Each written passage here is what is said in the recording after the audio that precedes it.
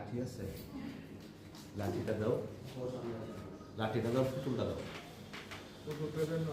আপা আবার আইসা এখান থেকে লাঠিটা নিবেন, লাঠিটা নিয়ে পুতুলটারে সোফা যেখানে ছিলেন, হ্যাঁ এবার চলে আসেন, আবার আগে যেখানে ছিলেন তুই সরকারিস না, আবার আসেন, এই লাঠিটা দাও আর পুতুলটা নিয়ে যান, পুতুলটা বিলার মনে করে ওখানে রাখতে পিটাবেন, আপনি ওখানে রাখবেন, রাখতে যান যান ঢুকেন, যান যান, হ্যাঁ পুতুলটার সোফার উপর রাখতে এবার লাঠিতে পিটাবেন, চর্চা করতেছেন, পিটান।